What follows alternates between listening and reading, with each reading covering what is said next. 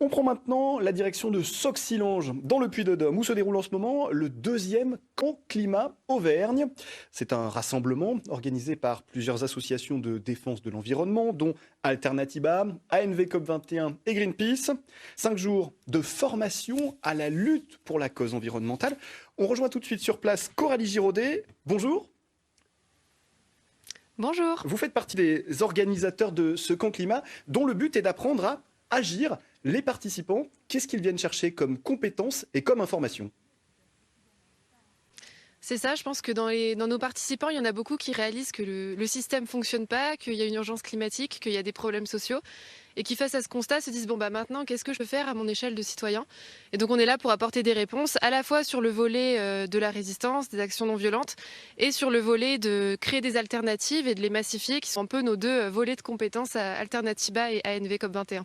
Alors on a vécu un été marqué par les conséquences du changement climatique avec des feux de forêt géants dans certains pays, des inondations monstres en Allemagne, 50 degrés au Canada.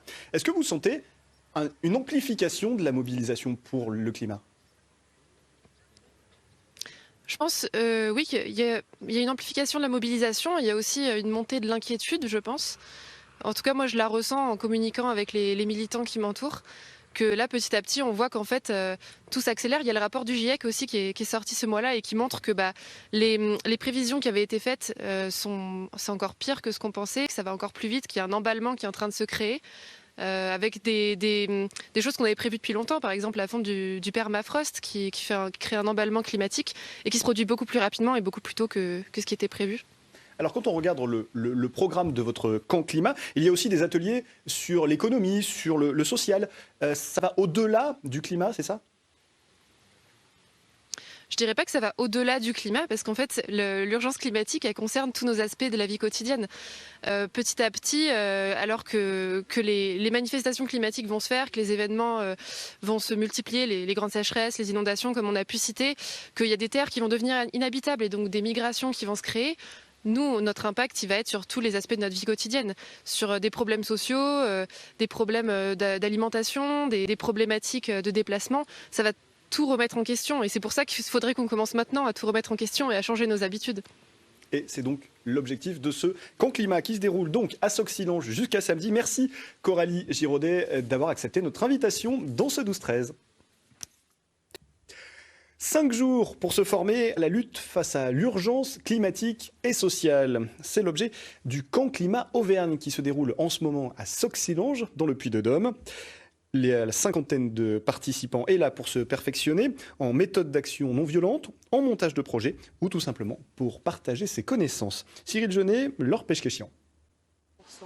Au programme aujourd'hui, l'atelier Construire une stratégie pour des luttes locales. L'occasion de trouver des thématiques pour des campagnes à venir, les relier à des partenaires ou à des victimes du changement climatique et déterminer l'impact des grandes entreprises. L'idée, c'était de réévaluer, de redimensionner un petit peu, d'analyser les luttes locales, passées, actuelles et futures, pour redessiner ces stratégies-là, être plus efficace, se rassembler. Dans une salle de la mairie, un autre groupe participe à la fresque de la biodiversité, prétexte à réfléchir sur les interactions entre différents écosystèmes. Puis vient l'heure de la mise en pratique, le repas est préparé par des bénévoles. Vegan et forcément bio, il fait partie de l'expérience que l'on vient vivre ici pendant 5 jours. C'est une occasion pour les militants, on va dire débutants, de découvrir un peu comment les organisations sur le mouvement climat fonctionnent et avoir des techniques sur comment s'organiser, comment on mène une action et apprendre des choses sur le fond, sur les problèmes climatiques. Et voici l'atelier Action non violente ou comment manifester en restant dans les limites autorisées, faire la part des choses pour éviter l'escalade de la violence. Là aussi, un collectif se forme. J'ai l'impression d'être active et de participer à ce que j'aspire pour plus tard et ce que j'aime faire. Et aussi, j'ai l'impression du coup d'avoir de l'impact et d'être avec des gens qui ont de l'impact avec moi. Et de se sentir en groupe, ça fait du bien. Et de voir des gens autour qui pensent de la même manière et qui agissent de la même manière, ça fait du bien. On y parle aussi de vie bas carbone ou des limites planétaires, en attendant la COP26 début novembre à Glasgow.